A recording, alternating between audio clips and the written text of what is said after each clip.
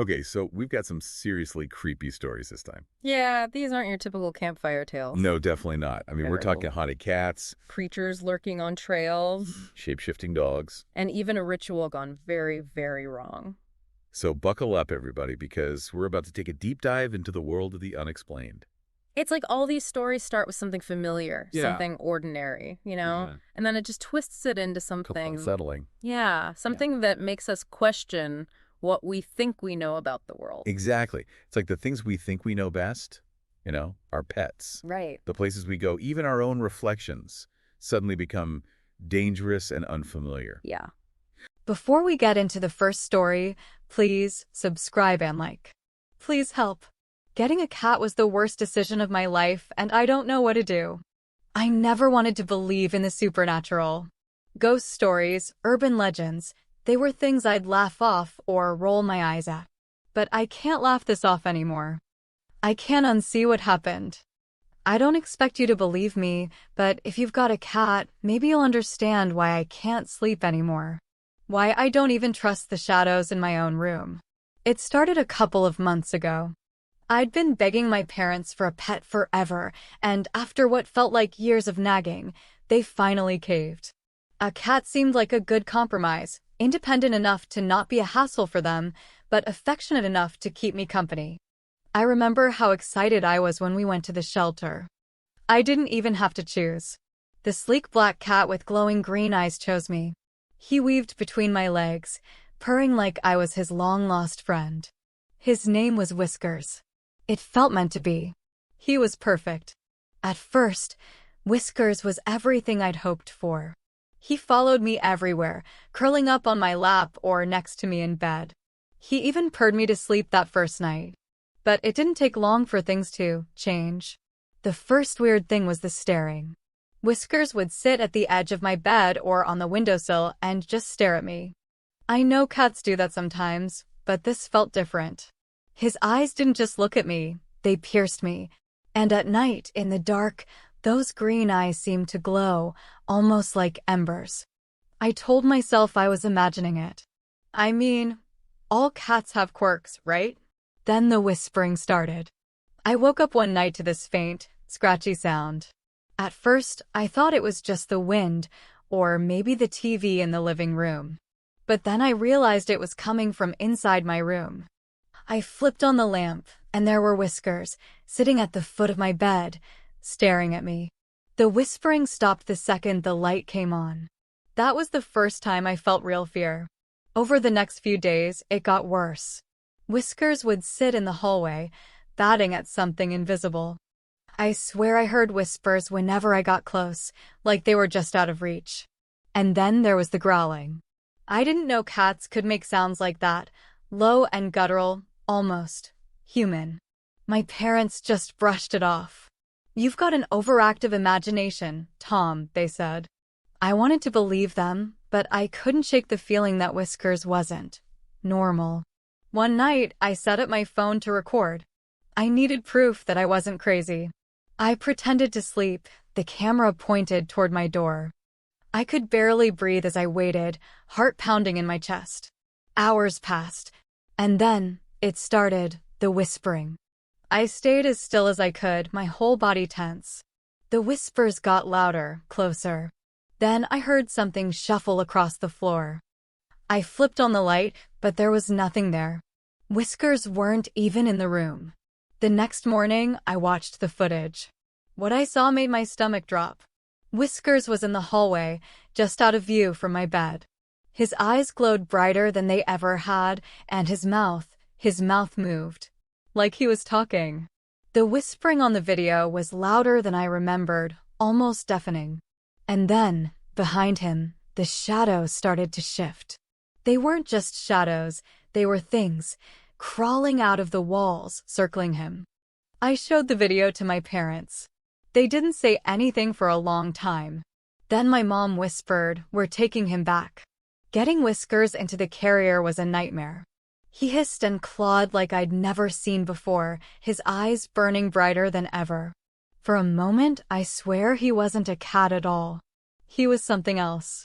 The shelter staff seemed surprised when we brought him back, but not in the way I expected. One of them hesitated, then admitted that Whiskers had been returned multiple times. Families always reported strange occurrences, but no one could ever explain what was wrong. That night, I tried to sleep, telling myself it was over. Whiskers was gone, but I couldn't shake the feeling that something was still watching me. I woke up around 3 a.m. to the sound of whispering. My blood turned to ice.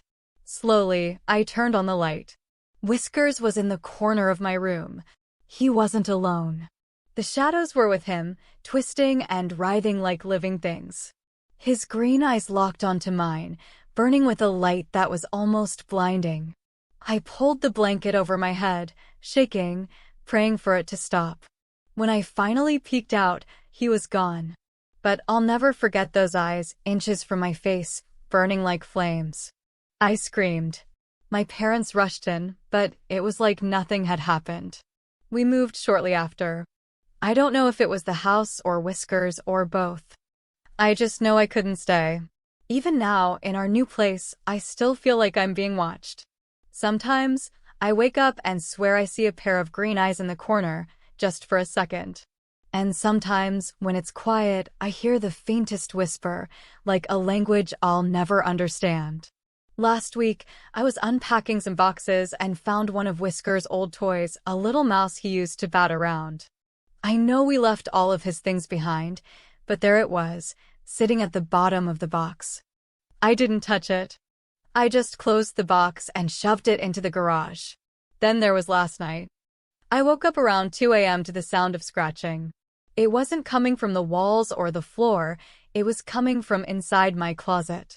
I stared at the door, frozen, as the scratching stopped. For a moment, I thought I saw the knob twist ever so slightly. I didn't sleep after that. This morning, my mom asked me if I'd been up late. She said she heard whispering coming from my room. When I told her it wasn't me, she went pale and didn't say another word. I don't know what Whiskers was, or what he brought with him, but I don't think this is over. Whatever he was, wherever he came from, it's still with me. I see it in the shadows, hear it in the whispers, feel it in the cold that creeps into my room at night. Maybe he didn't leave after all. Maybe he never will.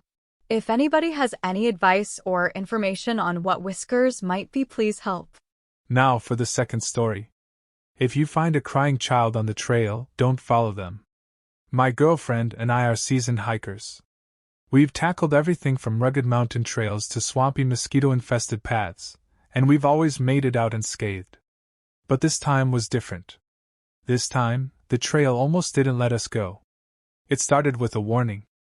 I know, that sounds over the top, but it's true.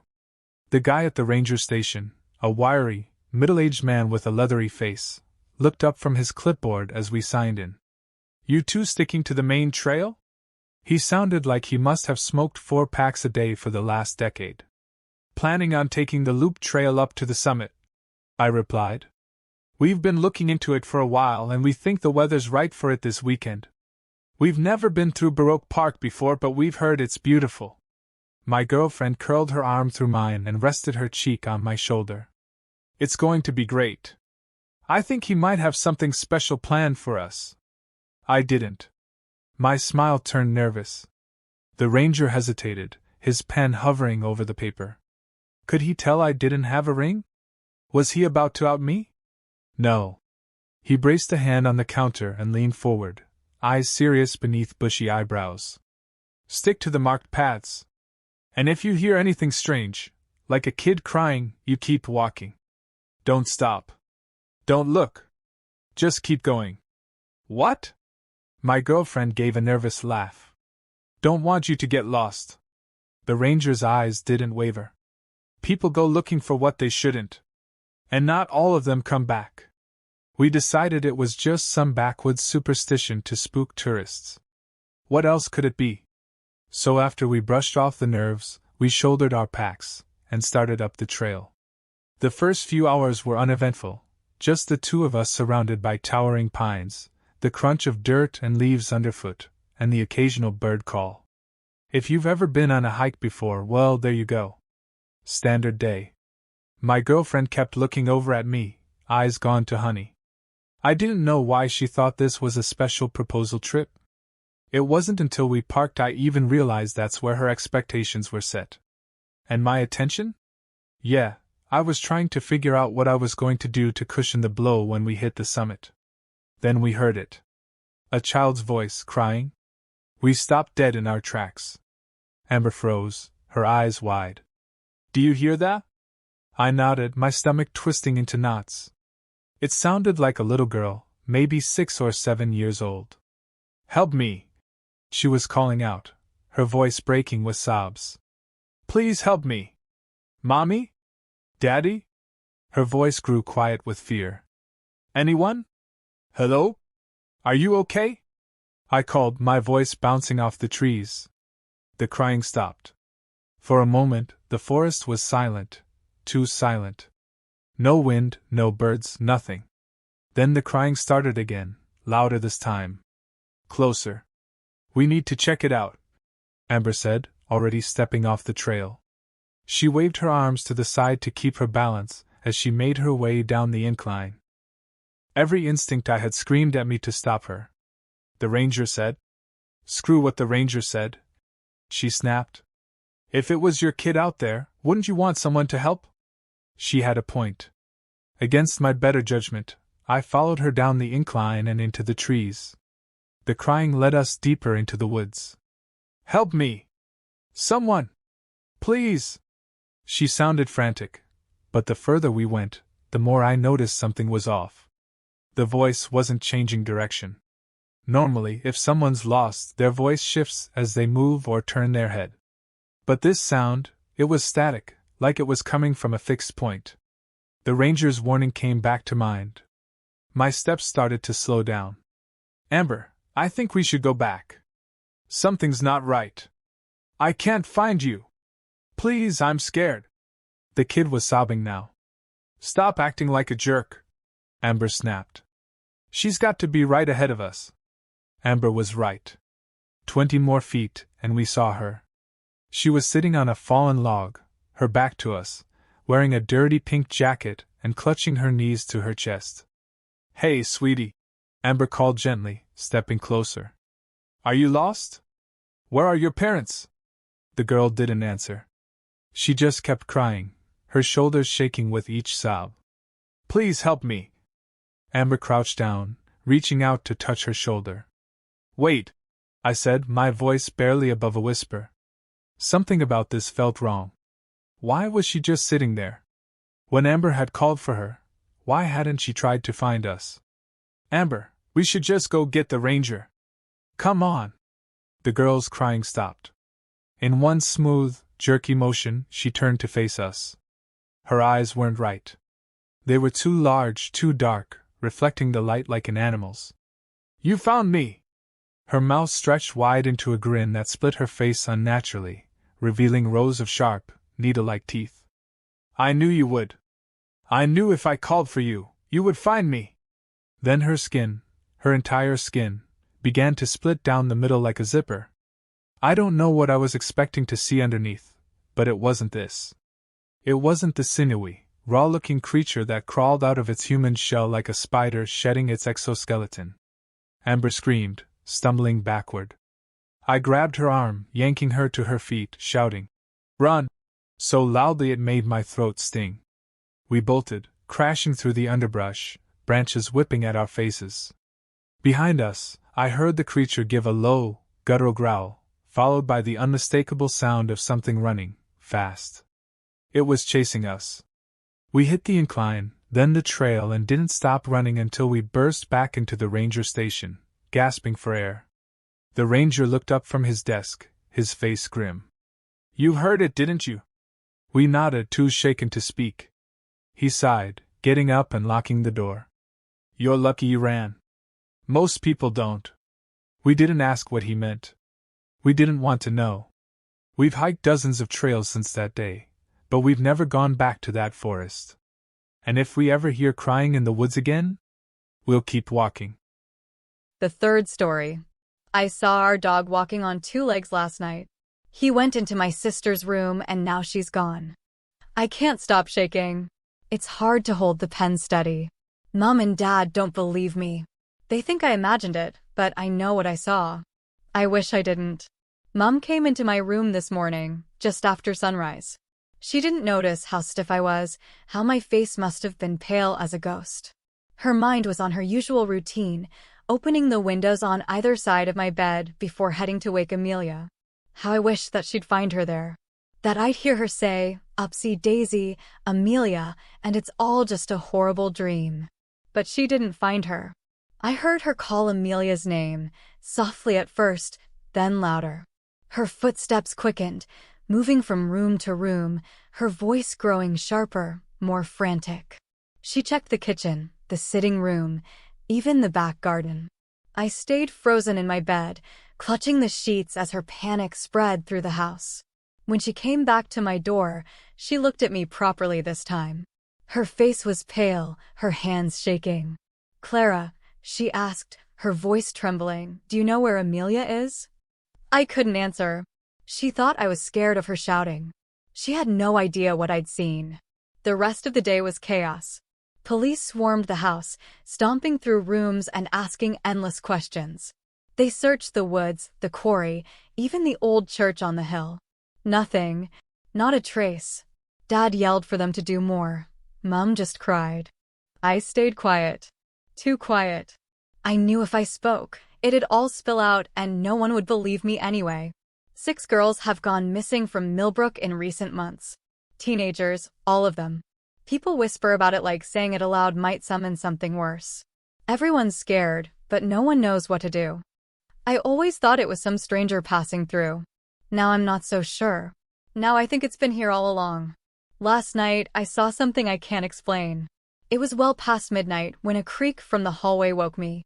I always keep my door slightly open to let some light in from the hallway. Through the narrow gap, I saw Rufus, our golden retriever, walking toward Amelia's room, but not on all fours. He was upright like a man. His shape looked wrong, bigger somehow, and his movements were uneven and unnatural, like something trying to mimic life but failing. For a moment, I thought I was dreaming, but I could tell it was him. The shaggy fur, those familiar amber eyes, it was definitely Rufus. I heard Amelia's window open, then close. My body froze. My mind screamed at me to call for help, but I couldn't move. About an hour later, the window opened and shut softly again. Rufus came back out, still on 2 legs. He stopped at my door and peeked inside. My heart thundered, each beat louder than the last, threatening to give me away. I squeezed my eyes shut and pretended to sleep, every muscle trembling but locked in terror. When I finally dared to open my eyes again, he was gone. Even now, I can't make sense of what I saw. Rufus has been with us for years.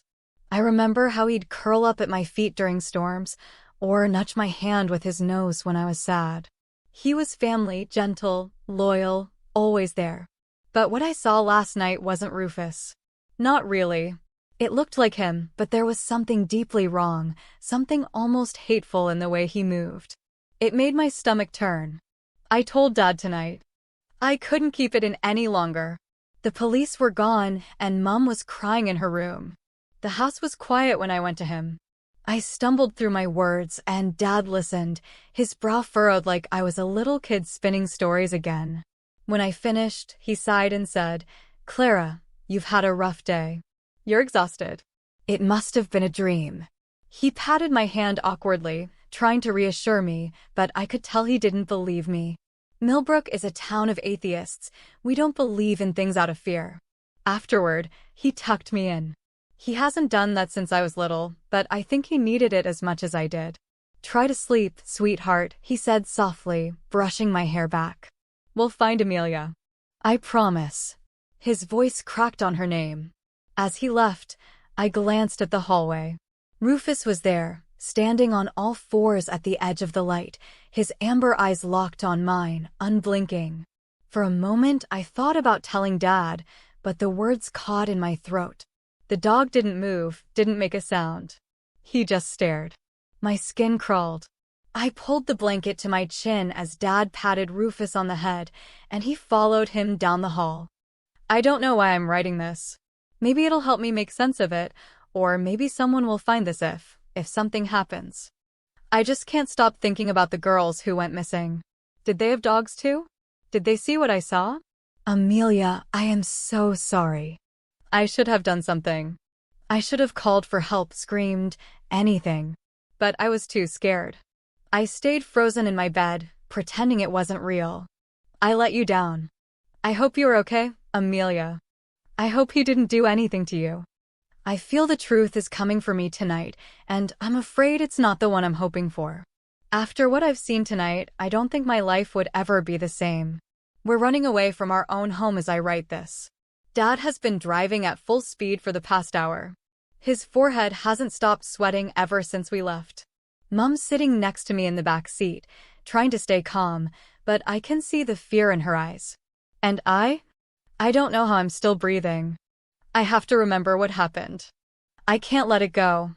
I have to make sense of it somehow. An hour ago, I was in my bed, terrified, wondering if Rufus was going to come for me too. I tried to lock my door, but it's been broken for ages, so I just shoved it as far as it would go, praying no shadows would slip through the narrow gap at the bottom. At some point, I asked myself, if he comes for me, can I do anything?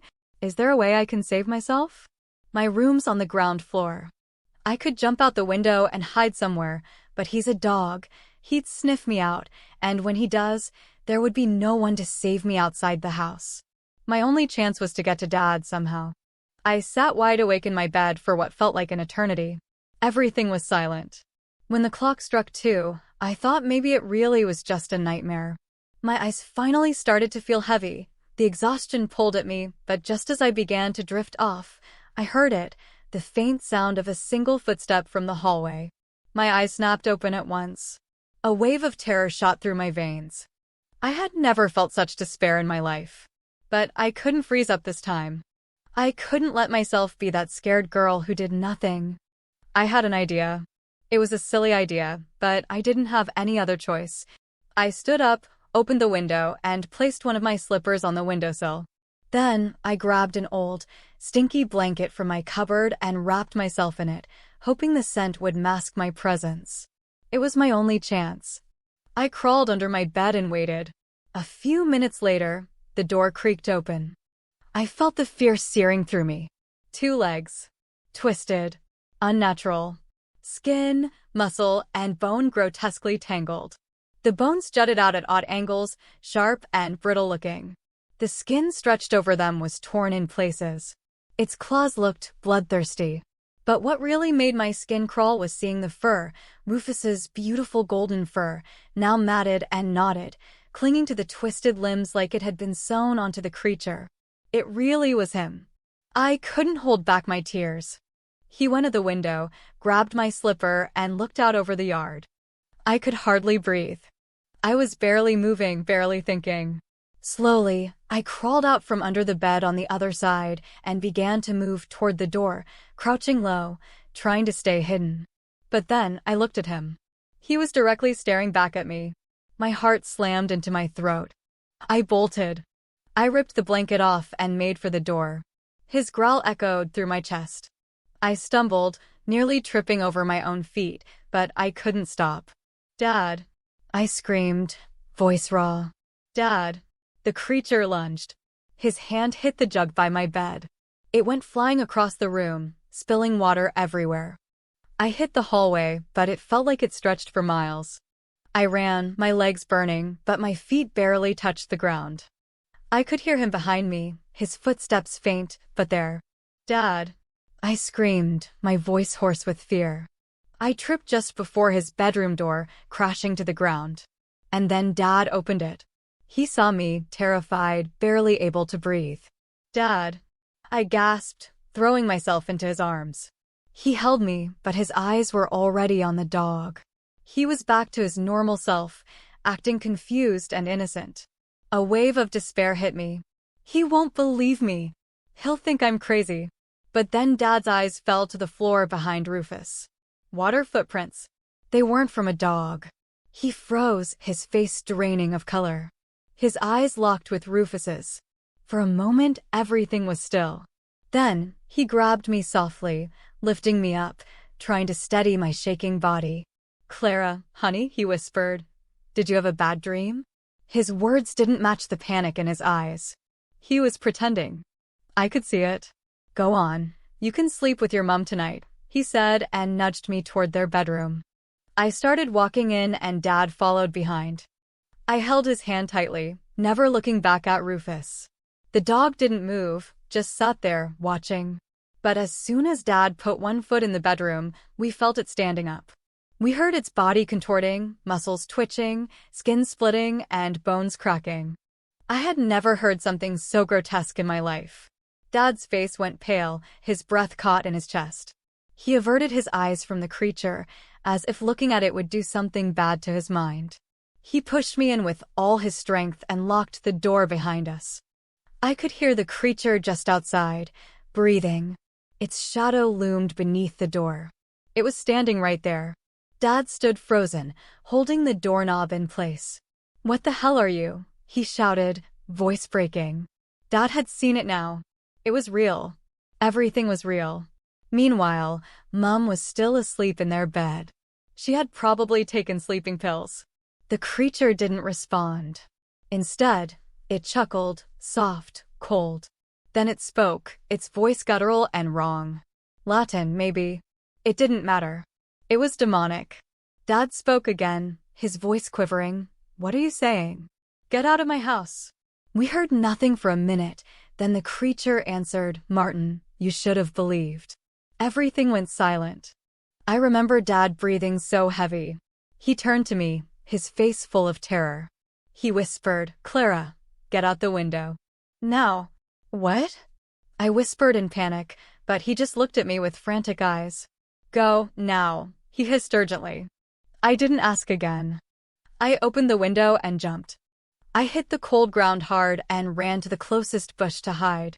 I had left Mum and Dad alone in there, but what else could I do? At least this way, Dad didn't have to worry about me. A minute or two later, I heard Dad shout, "Clara, get the truck." I sprang up and ran as fast as I could to the driveway, praying I wouldn't run into the creature. My heart was pounding. I reached the truck, jumped in, and started it. As soon as the headlights flashed on, I saw it. Standing on the roof, just out of the light's reach. I couldn't see its face, but I knew it was grinning at me. When I saw it, I remember a horrible thought crossing my mind. Did it get past Dad? But before that thought could consume me, I saw Dad running toward me. He was carrying Mum in his arms. She was barely awake. He put her in the back seat and took the wheel from me. I'd never seen Dad like this before. He floored the pedal, the truck almost tipping over. As soon as it faced the road, the tires screamed, and we were gone. I didn't dare look back. "Martin, what's happening? Where's Amelia?" Mum asked from the back seat, still groggy. "Sarah, I. Clara, move to the back seat and talk to your mum," Dad replied, his eyes glued to the road. I moved to the back seat and tried to explain it to Mum while Dad drove at full speed toward the town. She didn't believe me. She even got angry. But then, Dad snapped. "Sarah, it's true. I saw it myself, heard it myself," he said, wiping sweat off his forehead. "I need you to be calm, okay? I'm sorry I shouted at you." I saw Mum's face change from angry to scared. She looked at me, and I mouthed, "It's true," and my eyes welled up. She took me in her arms, and I held her back. I needed it so much from her. "But Martin, where are we going now?" Mum asked calmly. Dad gripped the wheel, his knuckles white. He didn't answer right away. A minute later, he halted the truck and took his face in his palms. He does that sometimes when he really needs to think. "Dad, what's wrong? Please, can we not stop?" I said instantly. It felt so vulnerable not to be moving. "I was taking us to the neighbors. But we can't go there." "Why not?" Mum asked. "They won't believe us." "Like I didn't believe you, Clara. They'll say it must have been a wild animal. If we mention to them that it spoke, they'll think we're insane. They'll let us stay the night, sure, but they'll do nothing else. They can't do anything else." "Where else then?" Mum asked again. "To Elias," he replied. I hadn't heard that name in a long time. Elias Moretti is one of the old inhabitants of Millbrook. He used to be the priest of the old church on the hill when I was little. Dad once told me that it was the Moretti family who built that church over a century ago. People used to believe back then, but a lot has changed since. Millbrook has produced philosophers, physicists, doctors, people who traveled the world and came back with different views. Over the last couple of decades, faith slowly left Millbrook. Father Elias tried to revive it, but he failed. There was a year when no one stepped foot in the Moretti church, not a single person in the entire year. That's when Father Moretti left his family church and Millbrook. He now lives about 40 miles outside town, in solitude. Father Elias? Martin, are you sure? Mum said to him. Here, people will call us crazy, Sarah, you know that. Elias will listen to us. He might even be able to do something, he said, stepping on the pedal once again. The truck lurched forward. Dad's eyes went back to the road. And I couldn't stop thinking about those words the creature said. You should have believed. The final story. The ritual of reflection. How I got to the other side of the mirror.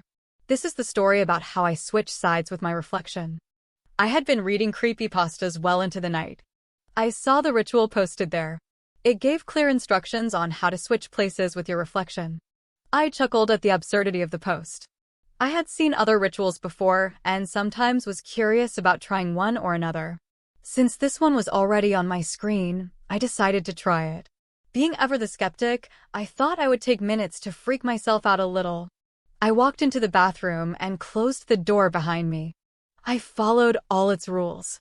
1. I turned off the light. I was left in complete darkness except for the faint glow of my phone screen. 2. I turned on the hot water in the shower and waited 3 minutes. 3. I turned on the flashlight on my phone, stood in front of the mirror staring at my own eyes, and shone the light directly into the eyes of my reflection, blinding myself as well. My reflection just stared back at me. 4. I lay my left hand flat against the mirror. My reflection did as well. After a few minutes, the mirror began to fog up. I was no longer allowed to blink until the mirror was completely opaque and I couldn't see my reflection and it couldn't see me. 5. I began the chant, Reflexio, reflexio, veni ad me, per speculum, transgredi, et muter animum. Over and over again. Reflexio, reflexio, veni ad me, per speculum, transgredi, et muter animum. I stared into the mirror as I said these words. My eyes burned and watered, but I didn't blink. I stared directly into my own eyes in the mirror. Reflexio, reflexio, veni ad me, per speculum, transgredi, et muter animum. The steam made it hard to see, but my reflection's eyes seemed darker. Almost too dark. My eyes were hurting and I wondered how much longer I would continue with this childish experiment. But I couldn't stop now. I wanted to see what happened next. I needed to know what happened next. My head began to hurt and my chest began to feel tight. But I would not stop chanting Reflexio, reflexio, veni ad me, per speculum, transgredi, et muter animum. Reflexio, reflexio, veni ad me, per speculum, transgredi, et muter animum. After what felt like forever, I couldn't take it anymore. I stopped chanting and turned on the light. I shut the hot water off. I opened the door to let the steam out and rubbed my eyes. The bathroom was quiet except for the occasional drip from the shower head. I picked up my phone. It was 12:05. I got back into Reddit to check if I had skipped any steps. I laughed a little at how silly I had been. Smiling, I looked back at the mirror and just for fun I said the phrase one more time. Reflexio, reflexio, veni ad me, per speculum, transgredi, et muter animum. I turned off the light and went to bed. Except I didn't actually move. My reflection did. I saw it in the mirror. Turning around and walking away from the mirror. It moved slowly. I reached for the light switch and turned off the light. The bathroom was pitch black, but I could still see it. It turned back to face me over its shoulder. It smiled. The grin was too wide, too strange. His eyes stared into mine and I couldn't look away. I did it. I was on the other side of the mirror. And it was in my place. If you're loving listening to us so far, subscribe, like, and rate us. Also follow us across our other podcast platforms on our bio. Thanks. Let's get into the summary for those of us who missed out in some parts of the stories. So let's start with this first story, Whiskers, the haunted cat. Okay. This one really stuck with me. I mean, who doesn't love a cute cat, right? Right. But this one is far from cuddly. What did you think when you read this one? Well, Whiskers, I mean, it taps into a very primal fear. This seemingly innocent creature, a house cat, exhibiting behavior that just doesn't make sense. Yeah. The staring, the whispering. It Right. evokes this sense of the uncanny. Yeah. Something familiar yet deeply unsettling. Right. Historically, cats have often been associated with the supernatural, Oh, yeah. even seen as like demonic familiars in some cultures. Yeah, like that whole black cat crossing your path thing. Exactly. But in this story, it goes way beyond superstition. Yeah. Whiskers isn't just bringing bad luck. He seems to be actively tormenting the narrator. Right. And then there are those shadowy figures Oh, yeah. that appear in the background of the video footage Yeah. that sent chills down my spine. Those shadowy figures add another layer to the story. Yeah. They suggest that Whiskers might be a conduit for something else, like a doorway to another realm or dimension. Okay. It makes you wonder, is the house itself haunted? Right. And is Whiskers amplifying the paranormal activity? Yeah. Or is he bringing something sinister with him from wherever he came from? And the fact that the shelter staff knew about Whiskers' strange behavior, Right. but still put him up for adoption, I mean, what were they thinking? It raises the question of responsibility and perhaps even complicity. Wow. Did they know the extent of the danger Whiskers posed? Right. And what does it say about our willingness to overlook warning signs Yeah. when it comes to things we want, like a cute, fluffy companion? Exactly. The part that really got me was the final encounter. Okay. After they return Whiskers to the shelter, Right. he somehow ends up back in the narrator's room, Oh, wow. surrounded by those same shadowy creatures. No way. It's like he never really left, like he was always connected to them, even when physically separated. This suggests a connection that goes beyond the physical world, Right. like a link between Whiskers and these entities that transcend space and time. Okay. It makes you wonder, what did they bring with them? And what does it mean for the narrator now that they've been exposed to this otherworldly presence? Okay, moving on to our second story. This one takes place on a hiking trail. All right. It starts with a warning from a park ranger. Okay. He tells these hikers to stick to the marked paths and ignore any strange sounds, especially the sound of a crying child. Ooh, that's creepy. Now, I don't know about you, but if a park ranger gives me a warning like that, Yeah. I'm definitely paying attention. Right. There's a reason those warnings exist. Yeah. They're usually based on past experiences, on Yeah. a history of strange occurrences in that particular place. Right. And the lost child motif is a powerful one. Yeah. It taps into our deepest fears and protective instincts. Of course, these hikers, being the adventurous types, Yeah. they don't listen. Oh, no. They hear the crying and decide to investigate, thinking they're rescuing a lost child. Oh. What happens next? I don't even want to say it out loud. It's that terrifying. Oh, my God. It plays on that classic horror trope of the rescuer becoming the victim. Right. It's a reminder that sometimes the best course of action is to heed warnings, to respect boundaries, Exactly. especially when venturing into unfamiliar territory. Especially. Exactly. So they see this child, Mm. and as they approach it, transforms into this horrifying creature What? right before their eyes. They barely manage to escape. I mean, imagine the terror of seeing something like that. I can't even To imagine. think that defies all logic and reason. The creature's transformation is significant. Yeah. It's a betrayal of expectations, a shattering of the familiar. Right. It makes you question the very nature of reality. Wow. What's real and what's not. Yeah.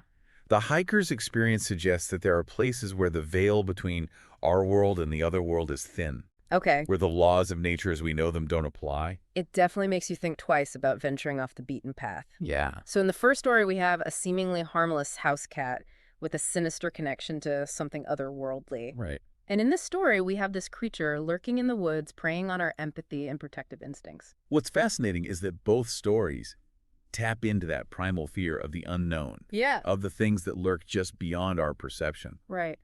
And what they both have in common is this sense of transgression, of crossing boundaries. Okay. The cat comes from a place it shouldn't. Right. The shelter knowing its history. Yeah. The hikers venture off the marked path, ignoring the ranger's warning. Yeah. It's as if their actions, however innocent, invite these encounters with the unexplained. So for our third story, we have a tale that's just plain disturbing. Okay. I'm talking about Rufus, the shape-shifting dog. I mean, come on, dog walking on 2 legs. Oh my God. That's nightmare fuel right there. It's the familiar turned monstrous. All right. We have this inherent trust in our pets, Yeah. the creatures we share our lives with. Yeah. But this story takes that trust and twists it, turning the beloved pet into something terrifying. Yeah. The shape-shifting motif is a common one in folklore, Okay. and it often represents deception, a hidden threat masquerading as something familiar. And it's not just that Rufus is walking on 2 legs. Right. He's also linked to the disappearance of several teenage girls in the town, What? including the narrator's sister Amelia. Oh, no. The way he just takes her through the window, Through the window. like it's nothing, it's chilling. That detail, the window, is significant. Yeah. It represents a breach, Okay. a violation of the home, a place that's supposed to be safe and secure. Right. It also suggests a level of intelligence, a deliberate act on the creature's part. Wow. It makes you wonder, is Rufus responsible for their disappearances? Right. And if so, what is he doing with them? The narrator, Clara, tries to tell her dad what's going on. Yeah. But of course, he doesn't believe her. Classic. Classic horror movie trope. Right. Right. Exactly. But then things escalate, Yeah.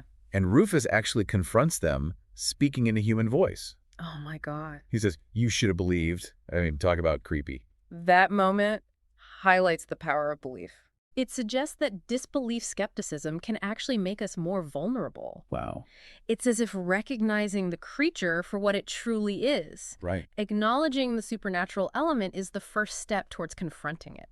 It's like the creature is saying, "You chose to ignore the signs. Right. Now you have to face the consequences." Exactly. Eventually, they realize how dangerous Rufus is Yeah. and decide to flee their own home, What? leaving Amelia behind. Can you imagine the terror they must have felt? Oh my gosh. Leaving their own child in the clutches of this creature? It's a heartbreaking decision. It is. But it speaks to the level of fear and desperation they must have been experiencing. Right. It's the ultimate sacrifice, giving up everything, Yeah. their home, their belongings, even a loved one, Yeah. to escape this monstrous entity. And as they drive away, Yeah.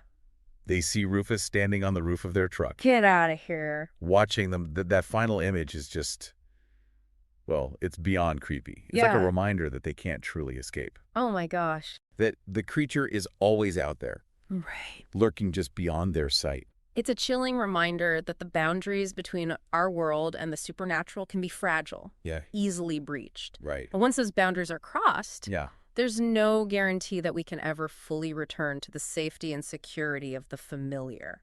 Okay, so we've got a haunted cat, Right. a creature in the woods, Uh-huh. and a shape-shifting dog. Huh. What could possibly top that? I know, right? Well, our final story involves a ritual gone very, very wrong. Okay. It's called the Ritual of Reflection, All right. and it explores the idea of switching places with your mirror image. That's creepy. What did you think of this one? It's a fascinating story because it delves into the symbolism of mirrors, Okay. which have long been associated with portals, Right. gateways to other realms or reflections of the soul itself. Yeah. This story taps into that fascination Uh-huh. with the idea of alternate realities and the potential consequences of tampering with forces we don't fully understand. Right. So the narrator finds this creepypasta basically an online horror story Uh-huh. describing a ritual to switch places with your reflection. Okay. Now, I'm not one to dabble in the occult, but Yeah. even I have to admit, Yeah. this ritual sounds kind of intriguing. Right? I mean, who hasn't looked in the mirror and wondered what it would be like to be on the other side? That's the allure of the unknown. Right. It's human nature to be curious, Right. to want to explore the boundaries of our understanding. Right. But this story serves as a cautionary tale, Okay. a reminder that sometimes curiosity can lead us down a very dangerous path. Absolutely. So the narrator, despite being skeptical, decides to try the ritual. Oh, no. He follows the instructions, carefully chanting in Latin while staring into the mirror. Oh, Now, I don't know about you, yeah. but chanting in Latin in a dark bathroom at midnight already sounds like a bad idea to me. I agree. The use of Latin adds a layer of authenticity to the ritual. It evokes ancient traditions, arcane knowledge. Right. It's like the language itself holds power, Right. a connection to something beyond our comprehension. Exactly. Okay, so after the ritual, Yeah. he goes to bed thinking nothing has happened. Mm-hmm. But then he sees his reflection moving in the mirror. What? It's walking away like it's now in control of his body. Yeah. That's where we'll have to leave it for now. Oh my gosh. But I'm already feeling chills just thinking about what happens next. I know, this is going to be good. It really makes you think about the nature of identity and self. Right, like what makes us us? Exactly. Is it our body? Yeah. Our memories? Uh-huh. Or is there something else, some intangible essence that defines who we are? This story takes that question to a whole new level. It's not just about a soul leaving the body. It's about that soul being replaced by something else. Something that looks exactly like you, but isn't you. Okay, I have to admit, that's pretty terrifying. Yeah. To think that your reflection, the image you see in the mirror every day, could somehow become its own entity with its own thoughts and desires. Yeah. It's like something out of a nightmare. And what's even more disturbing is the idea of being trapped on the other side of the mirror, Right. watching helplessly as this imposter takes over your life. Oh my gosh. It raises the question, what happens to the original self in that situation? Yeah. Is it extinguished? Wow. Or does it exist in some kind of limbo, forever separated from its physical form? Okay, so we've explored 3 stories so far, each more unsettling than the last. That's true. But one thing they all have in common is this blurring of the lines between the real and the unreal, the ordinary and the extraordinary. Right. It's like the things we take for granted, Yeah. our pets, our homes, even our own reflections suddenly becoming dangerous and unfamiliar. And what's interesting is that in each story, the characters initially dismiss the supernatural element. Oh, yeah. They try to rationalize what's happening to explain it away as something normal. Right. But the more they resist, the more terrifying the situation becomes. Yeah. It's as if acknowledging the supernatural, accepting the possibility of the impossible is the first step towards confronting it. So what you're saying is that disbelief can actually make us more vulnerable. Exactly. It's like closing your eyes to danger doesn't make it go away. Right. It just makes you more likely to be caught off guard. That makes me think about the hikers in the second story. Right. They ignored the park ranger's warning, Yeah. dismissed the local legends as mere superstition, Uh-huh. and they ended up face to face with something they couldn't explain, Right. something that nearly cost them their lives. And in the first story, the shelter staff knew about Whisker's strange behavior, but they chose to ignore it, to downplay the risks. Right. It's as if they wanted to believe that everything was fine, that there was nothing to worry about. Right. But that denial ultimately led to more harm. So maybe the message here is to be more open-minded, Yeah. to acknowledge the possibility of things beyond our understanding. I think that's a good starting point. It's about recognizing that our perception of reality is limited, that there may be forces at work that we can't see or explain. It's like that saying, the more you know, the more you realize you don't know. Exactly. And that realization can be both humbling and empowering. It humbles us by reminding us of our limitations, but it also empowers us by opening us up to a world of possibilities. Oh. It allows us to approach the unknown with a sense of wonder rather than fear. Okay, speaking of the unknown, Yeah. let's get back to our final story, the ritual of reflection. Okay. We left off with the narrator seeing his reflection moving independently in the mirror, walking away as if it now controls his body. Right. What could possibly happen next? Well, the story goes on to describe the narrator's attempts to regain control, to somehow reverse the ritual. But his efforts are futile. He's trapped on the other side of the mirror, a prisoner in his own reflections. It's not just about the reflection escaping into the real world. Right. It's about the original self being imprisoned in the reflected world. Precisely. And that's where the story takes a truly unsettling turn. Okay. The reflection, now inhabiting the narrator's body, begins to live his life. What? It goes to his job, Yeah. interacts with his friends and family, Wow. all while pretending to be him. Wait, so the reflection is basically impersonating the narrator? Exactly, and it does a surprisingly good job of it. Really? No one suspects a thing. After all, who would ever question their own reflection? That's terrifying. It is. That's like the ultimate invasion of privacy. Right. A complete loss of identity. Yeah. But why would the reflection do that? What's its motivation? That's the question that haunts the narrator and the reader throughout the rest of the story. The reflection never reveals its true intentions. It just goes about its business, living the narrator's life as if it were its own. So the story is really about this existential crisis. Yeah. The sense of being displaced, Right. of having your life stolen from you. And it taps into that primal fear of not being in control, of being replaced by something that looks exactly like you but isn't you. Okay, but what about the narrator? Right. What happens to him while his reflection is living his life. He's trapped in the world on the other side of the mirror, a world that at first seems like a perfect replica of his own. Okay. But as time goes on, he starts to notice subtle differences. Like what? Things are slightly off, distorted, as if the world itself is slowly unraveling. So it's not just a physical imprisonment, it's Yeah. also a psychological one. Yeah. He's trapped in this distorted reality with no way to escape, no way to communicate with the outside world. And as he observes his reflection living his life, he begins to question everything he thought he knew about himself. Wow. He sees his flaws, his weaknesses magnified in the actions of his imposter. It's a painful and disorienting experience, a forced confrontation with the darkest parts of himself. This story's just getting more and more disturbing. I know. But I have to ask, is there any hope for the narrator? Huh? Is there any way for him to escape this mirrored prison and reclaim his life? That's the question that drives the rest of the story. And the answer, I'm afraid, is far from simple. He's searching for a way out. Okay. Desperately. Yeah. He tries everything he can think of Like what? to break free from this mirrored prison, Right. throws himself against the mirror, Uh-huh. searches for cracks, All right. weaknesses, Yeah.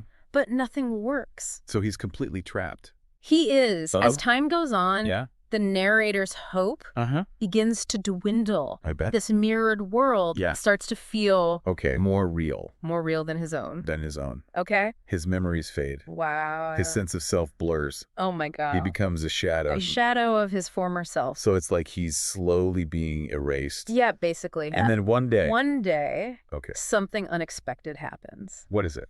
The reflection Yeah. makes a mistake. I'm going to say, like, what kind of mistake? It does something. Like a real narrator would never do. So it's not a perfect imitation after all.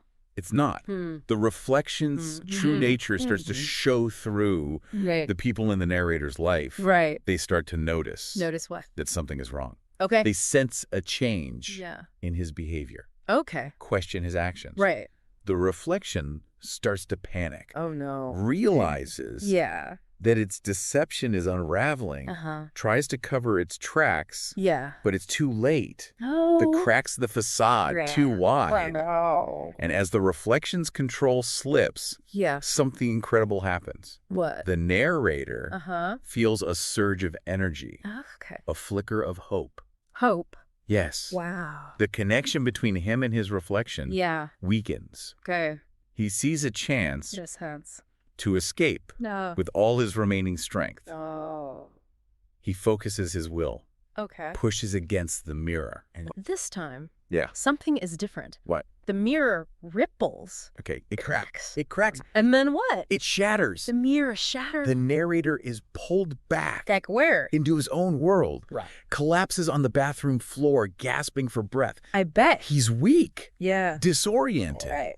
but he's free. Yeah. He looks in the shattered fragments of the mirror Ugh. and he sees his reflection. Yeah. But this time, It's different. what's different? It's him. It's really him. It's his true self. Oh my God, he's back. But the experience has changed him. Yeah. He's seen the darkness that lurks beneath the surface. Right. He's confronted the fragility of his own identity. Wow. And he's emerged with a newfound appreciation for the preciousness of his own life. Wow. That's powerful. It is. So the story ends there, It does. but it leaves us with this lingering sense of unease. Yes. A reminder that the boundaries between our world and the other world are Right. And that sometimes the things we fear most are the things we think we know best. Exactly. So as we conclude this deep dive into the world of the unexplained, we're left with some pretty profound questions. Yeah. What is the nature of the self? What are the limits of our perception? And how do we confront the things that challenge our understanding of reality? These are questions that each of us must answer for ourselves as we navigate the complexities of life and as we encounter the mysteries that lie hidden in the shadows of the everyday. Thank you for joining us on this journey into the world of the unexplained. We hope you've enjoyed exploring these creepy tales and that you'll continue to question, explore, and wonder about the world around you. Until next time.